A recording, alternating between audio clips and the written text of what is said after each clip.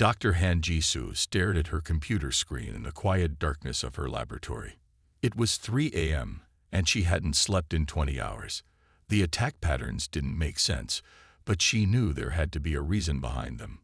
3 weeks ago, the stellar Dominion had appeared without warning. Their massive ships emerged from hyperspace near Pluto, and humanity's outer colonies began falling silent one by one. Earth's military leaders were confused. The aliens weren't destroying the colonies, they were just cutting off all communication. Jisoo took another sip of her cold coffee and looked at the star map on her screen. Red dots marked each colony that had gone silent. She had been studying these patterns for days, trying to find some logic in the enemy's movements. "Dr. Han," a deep voice came from her doorway. "You're still here." She turned to see Admiral Park Do-won in his blue uniform. Even at this late hour, he looked alert and proper. The weight of defending Earth showed only in the dark circles under his eyes. "Admiral, I think I found something," Jisoo said, waving him over. "Look at this pattern. They're not just attacking randomly. They're taking out our quantum communication networks in a specific order." The Admiral leaned closer to her screen. Jisoo pulled up a diagram of Earth's subspace communication system. "See these main nodes? The enemy is cutting them off in sequence. They're isolating us systematically." "But why?" Admiral Park asked. "They have enough firepower to destroy our colonies. Why only target communications?" Before Jisoo could answer, red lights began flashing throughout the Luna defense base. Warning sirens filled the air. Jisoo's computer screen lit up with new alerts. The quantum communication links to Mars and Venus had just gone dark.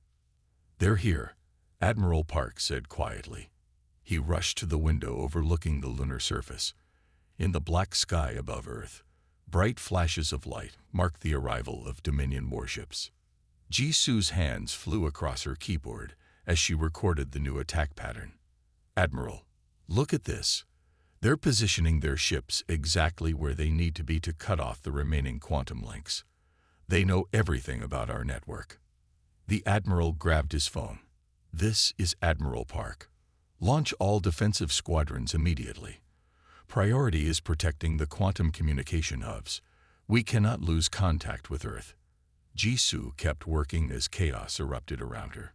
Junior officers ran through the corridors, and she could hear the rumble of ships launching from the lunar surface. She had to find a way to save at least part of the network. "Dr. Han," Admiral Park said, turning back to her, "I need options. Can we reroute the quantum links? Create backups?" "Maybe," she said, pulling up the network diagrams again. "But we need time. And there's something else that's bothering me. The way they're attacking. It's too precise. They know exactly where to hit us." The Admiral's phone buzzed with new reports. The Dominion ships were moving into position around Earth, following the exact pattern Jisoo had predicted. They weren't firing weapons. They were simply blocking all quantum communications with precise energy fields. "They're afraid of something," Jisoo said suddenly, the realization hitting her.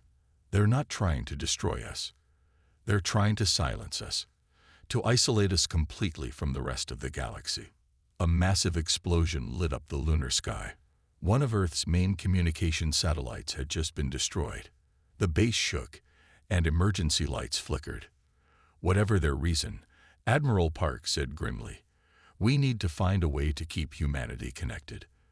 The moment we lose communication between Earth and the colonies, we lose any chance of coordinating a defense." Jisoo nodded, turning back to her computer with renewed determination. The Stellar Dominion might have superior technology and numbers, but they had made one crucial mistake. They had shown their pattern. And patterns, Jisoo knew, could be broken. As lunar defense ships engaged the Dominion fleet above, Jisoo began writing new code. If the aliens wanted to silence humanity, they would learn just how difficult that could be. The real question wasn't how to keep the quantum network running. It was figuring out why the Dominion was so desperate to shut it down. Dr. Kim Suho's hands shook as he brushed red Martian dust from the ancient wall. His discovery was either going to change everything or get him killed. Maybe both. The emergency lights in the underground chamber cast strange shadows on the symbols carved into the stone. Suho, we need to hurry, Lee Mirai called from her position near the entrance. She kept checking her handheld scanner. Dominion ships are moving into low orbit. We have maybe 30 minutes before they detect us. Suho nodded, but didn't look up from his work. After 15 years of digging on Mars, he had finally found proof. Humanity wasn't alone in facing the stellar Dominion. Someone else had fought them before, long ago. The walls of the chamber were covered in writing. Not human writing. Something much older. But Suho could read it. He had spent his career studying these symbols, even though most people thought he was wasting his time. Mirai, come look at this section, he said, pointing his light at a particular group of symbols. This describes a war that happened 50,000 years ago. Mirai hurried over, her footsteps echoing in the chamber. She was the best research partner Suho had ever had. While he focused on ancient languages, she specialized in alien technology. Together, they had managed to find this hidden archive beneath the Martian surface. The civilization that built this place, Suho explained, running his fingers over the symbols. They called themselves the Founders. They were the first advanced species in this part of the galaxy, and they faced the same enemy we're facing now. The Dominion, Mirai asked, taking photos of the wall with her tablet. But that's impossible. They just appeared 3 weeks ago. No, Suho said, shaking his head. They've been out there for a very long time. They show up whenever a civilization starts getting too advanced. The Founders tried to warn us. That's why they built this archive. A distant explosion shook dust from the ceiling. The Dominion ships were getting closer. Mirai's scanner started beeping faster. There's more, Suho said, moving to another wall. The Founders found a weakness in the Dominion's technology, something about their communication system. But the details, he squinted at the faded symbols. Some of the text is damaged. Mirai swept her scanner over the walls. Suho, these aren't just carvings. There's technology embedded in the stone. Active technology. It's still working after all this time. Another explosion, closer this time. Red emergency lights started flashing on their equipment. The Dominion ships had detected something. We need to send this information to Earth, Suho said, copying as many symbols as he could into his tablet. The Founders didn't just leave us warnings, they left us instructions, a way to fight back. Mirai grabbed his arm. The quantum network is down.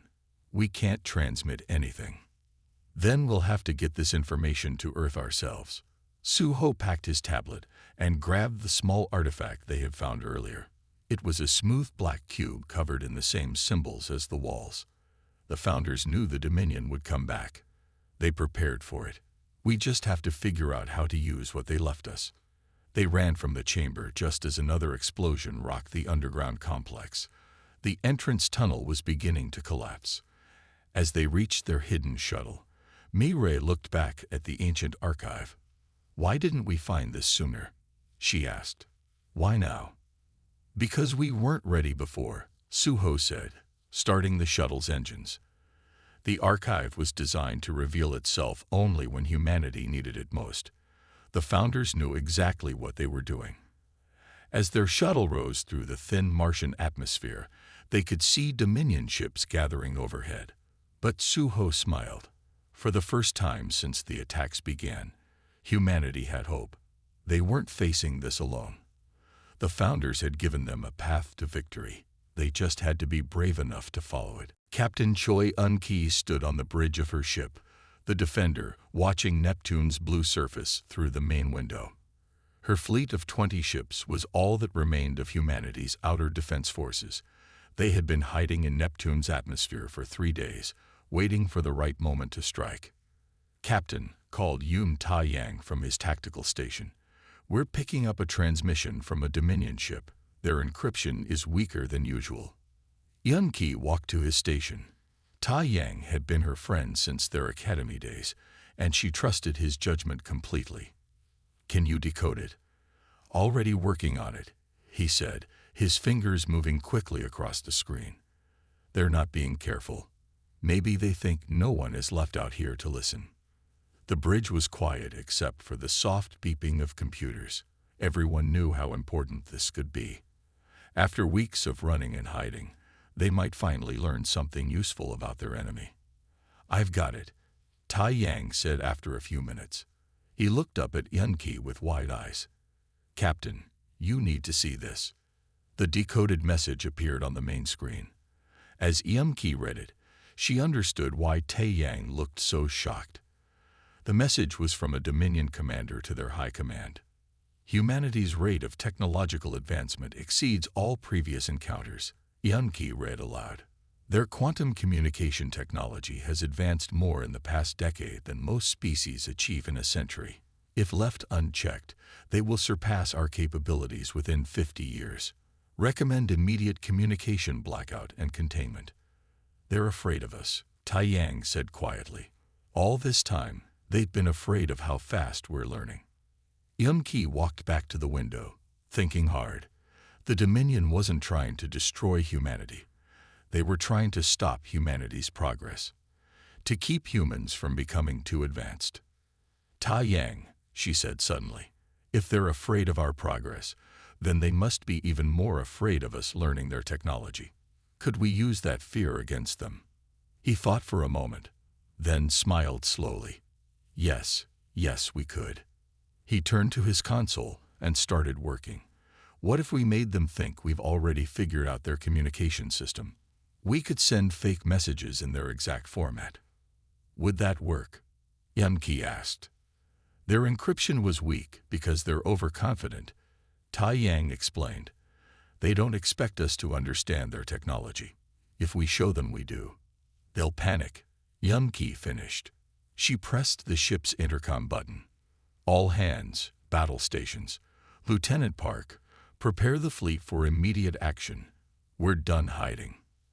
As her crew rushed to their positions, Yun-Ki felt hope for the first time in weeks. The Dominion had made a serious mistake. They had revealed their weakness, their fear of human potential. "Tai Yang, send a message to every ship in the fleet," she ordered. "Tell them to prepare for Operation Breakthrough. We're going to show the Dominion exactly why they should be afraid of humanity's progress." The fleet began moving out of Neptune's atmosphere. 20 ships against an empire, but they had something the Dominion didn't expect: knowledge of their enemy's greatest fear. "Send this message on all frequencies," Yun-Ki commanded. "Make sure the Dominion hears it. To all human forces. Quantum integration with Dominion networks complete. Beginning full system access. Liberation protocols initiated." She smiled as Tai Yang sent the message. It wasn't true. They hadn't really cracked the Dominion systems, but the enemy's fear would make them believe it. Sometimes, the captain knew, the best weapon wasn't technology or firepower. Sometimes, the best weapon was letting your enemy's fears work against them.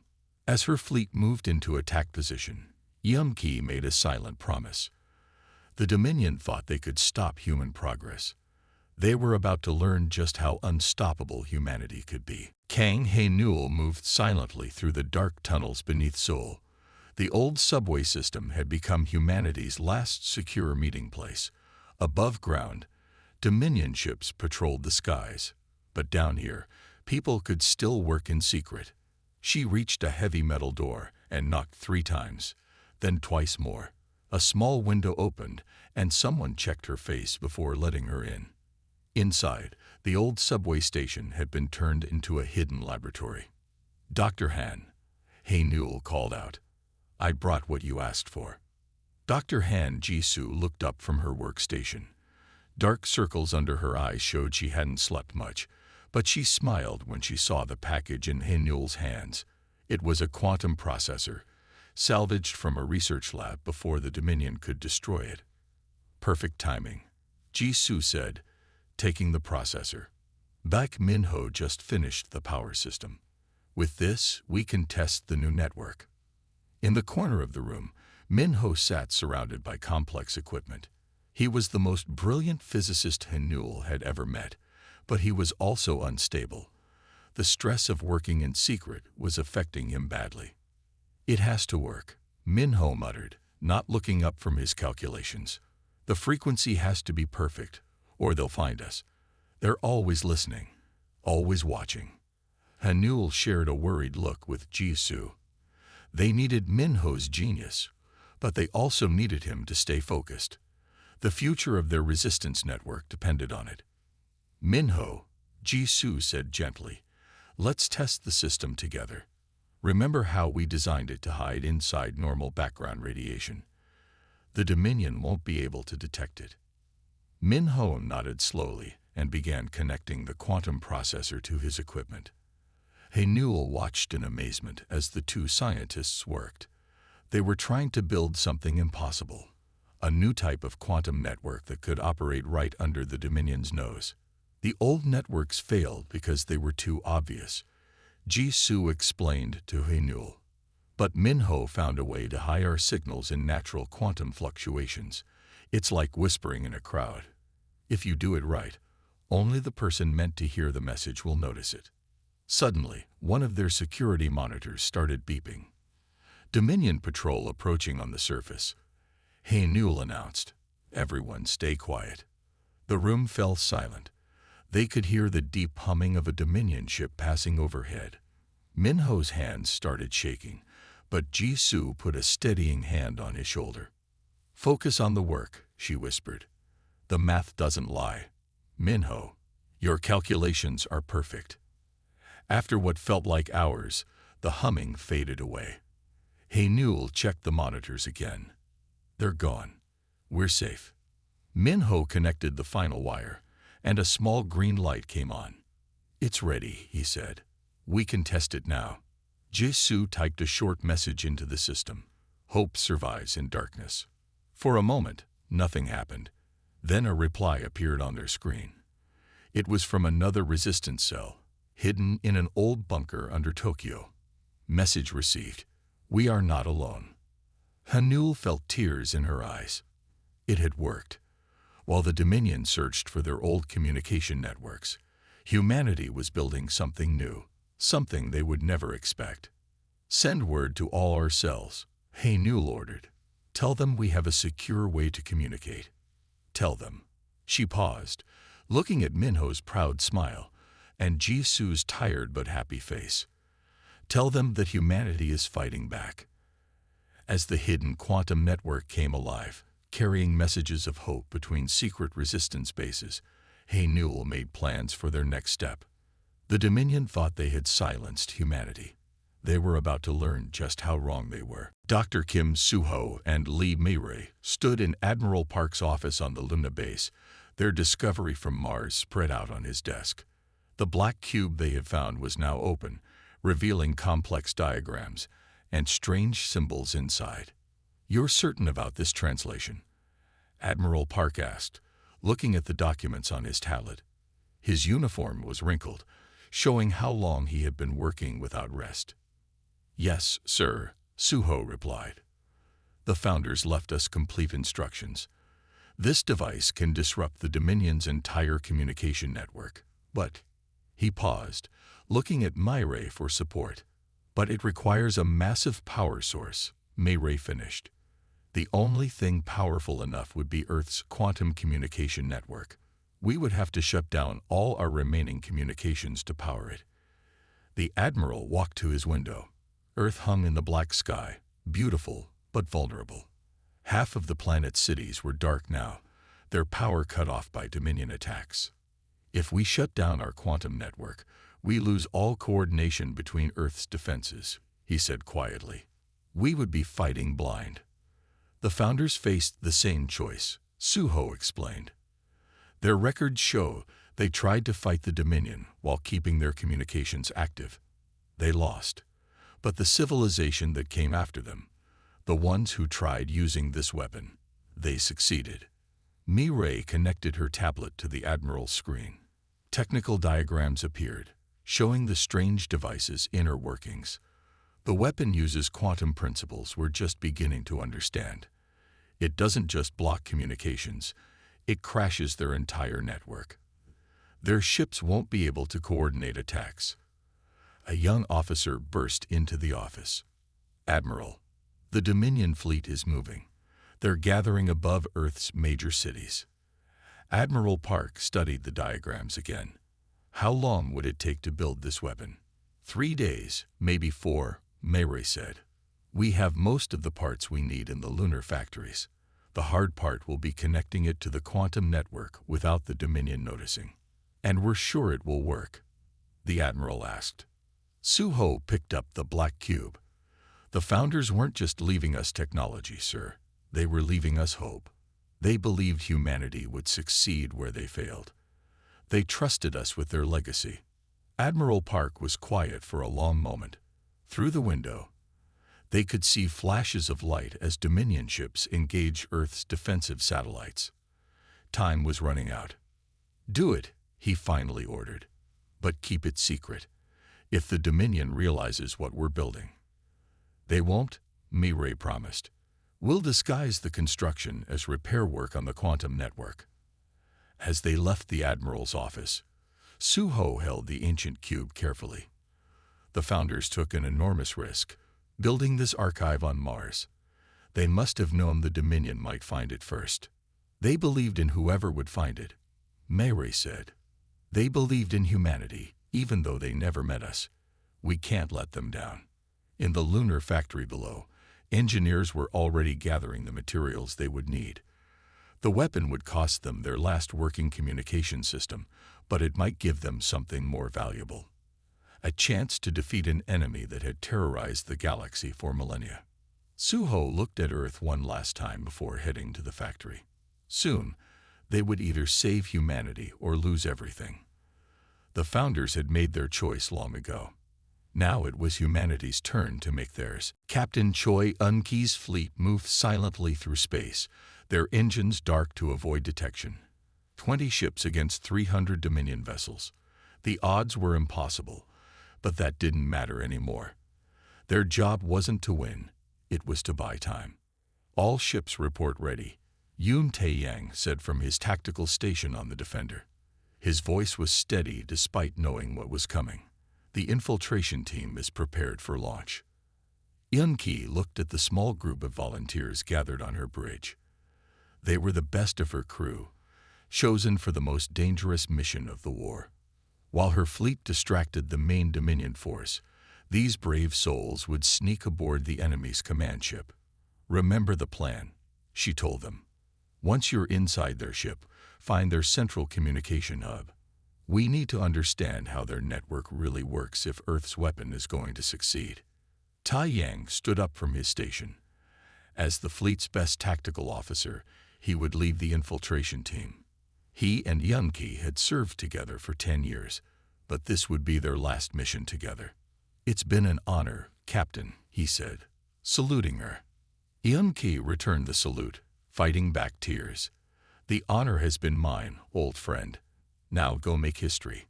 As the infiltration team headed to their stealth shuttle, Eun-ki turned to her remaining crew. "All ships, battle stations. Prepare to engage the enemy." The fleet's engines roared to life. They burst out of hiding, catching the Dominion patrol by surprise. The space around Earth's orbit exploded into battle. Inside the stealth shuttle, Tai-yang and his team watched through their view screen as the fleet drew the Dominion's attention. Their small craft slipped through the chaos, heading for the massive enemy command ship. "Look at the size of that thing," one of his team members whispered. The Dominion ship was bigger than any human vessel ever built. "Size doesn't matter," Tai-yang said as they approached a small maintenance hatch. "The bigger they are, the harder they fall." Using codes they had stolen in previous battles, the team gained access to the ship. The interior was strange, with curved corridors and pulsing lights that seemed alive. They moved carefully, following the power signatures that would lead them to the communication hub. Back in the battle, Captain Choi's fleet was fighting with everything they had. The Defender shook with each hit, but Yunki kept pushing forward. Her ships were falling one by one, but they were taking Dominion vessels with them. "Ma'am," her sensor officer called out. "The infiltration team has reached the center of the enemy ship." Inside the Dominion vessel, Tai Yang and his team found something unexpected. The communication hub wasn't just a room full of equipment. It was a vast chamber filled with glowing crystals, each one pulsing in sync with the others. "This is why they're so coordinated," Tai Yang realized. "Their whole network is connected through these crystals. They're not just communicating. They're thinking as one." He quickly sent the information back to Earth. This was what they needed, the key to understanding the enemy's weakness. But as he finished the transmission, alarm signals began blaring throughout the ship. "They found us," one of his team members said. Tai Yang nodded calmly. "Then let's make sure this data gets to Earth. Plant the charges. We're going to show them how humans fight when we have nothing left to lose." On the Defender, Yunki received Tai Yang's last transmission. She understood what her friend was about to do, and she felt proud. The infiltration team would destroy the command ship from within, and her fleet would ensure no Dominion vessel escaped to warn the others. "All remaining ships," she broadcast, "form up on my position. We're going to clear a path for Earth. Today, we show the galaxy that humanity never surrenders." Dr. Han Jisoo stared at her computer screen in disbelief. The data from Yoon Tai Yang's final transmission had revealed something extraordinary about the ancient weapon they were building. She immediately called for an emergency meeting in the underground laboratory. "The device isn't just a weapon," she explained to the gathered team. "It's a transmitter. When it disrupts the Dominion's network, it will send a message to every quantum communication system in the galaxy." Baek Min-ho looked up from his calculations. His hands were shaking less today, his mind clear as he focused on the problem. "The founders designed it this way on purpose," he said. "They wanted to warn everyone, not just defeat one enemy fleet." Kang Hae-nul, who had just returned from coordinating with other resistance cells, leaned forward. "What kind of message can we send?" "Anything we want," Jisoo replied. "But we'll only have one chance. The message will travel through the quantum network faster than light itself. Every advanced civilization in the galaxy will receive it at the same moment." Their discussion was interrupted by a transmission from Admiral Park on the lunar base. His image on the screen looked grim. "Captain Choi's fleet has engaged the enemy," he reported. "They've discovered the Dominion's weakness, but at a great cost. We need that weapon ready soon." "Sir," Jisoo said, "we found something important about the device. We need to decide what message to send to the galaxy." As she explained their discovery, Min-ho worked frantically at his computer. "The quantum crystals," he muttered. "That's how they think as one. But it's also why they're vulnerable. Their shared consciousness is their strength and their weakness."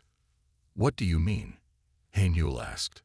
Min-ho turned his screen to show them.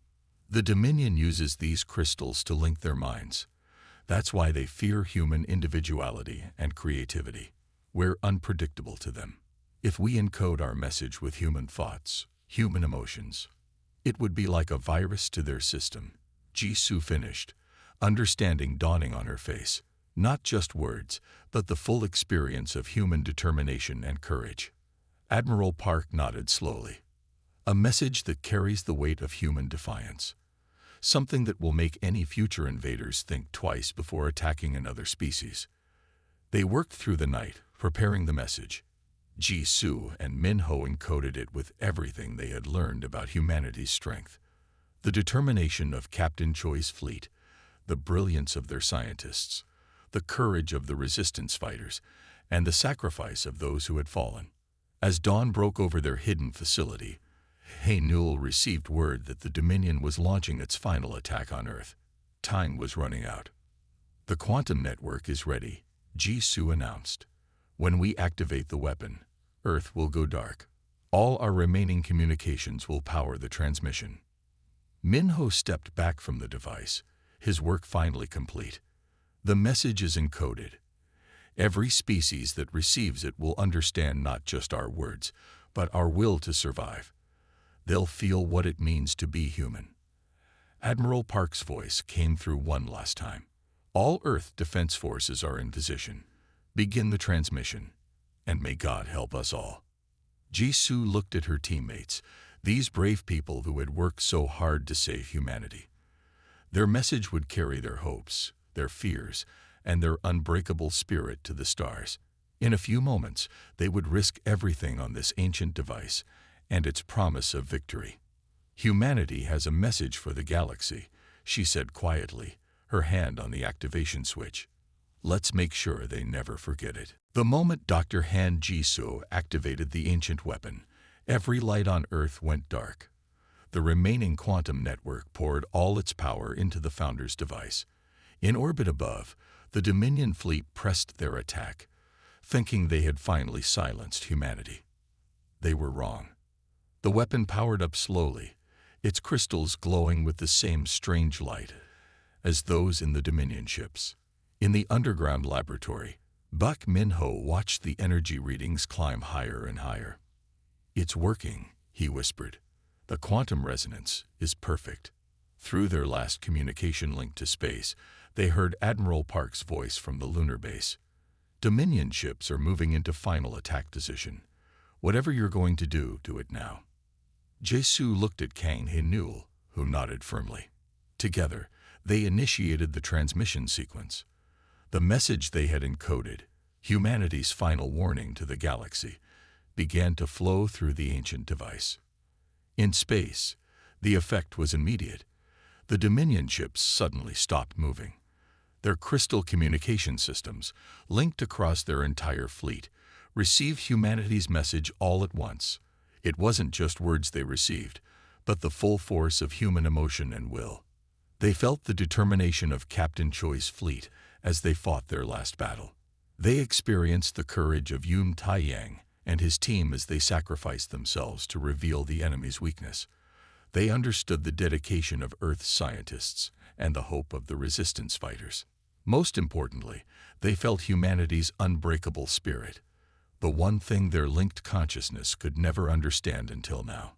The Dominion ships began to power down.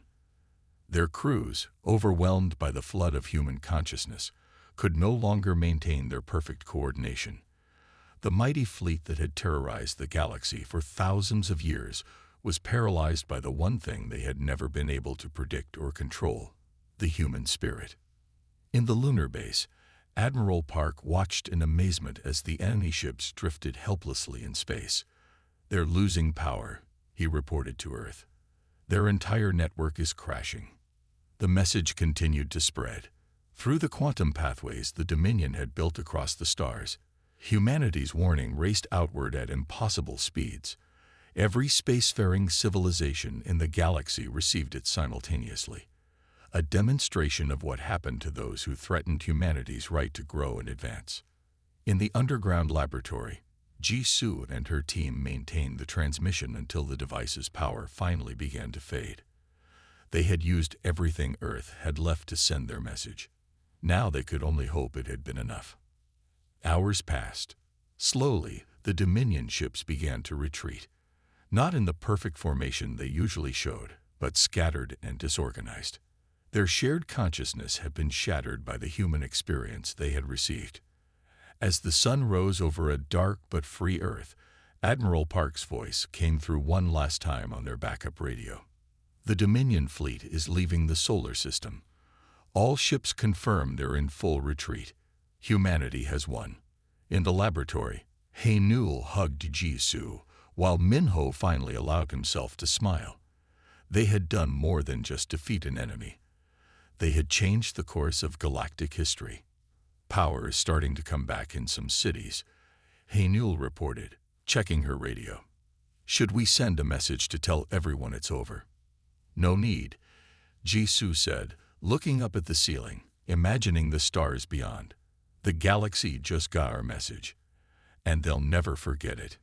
She paused, thinking of all those who had sacrificed themselves to reach this moment. Humanity will never be underestimated again.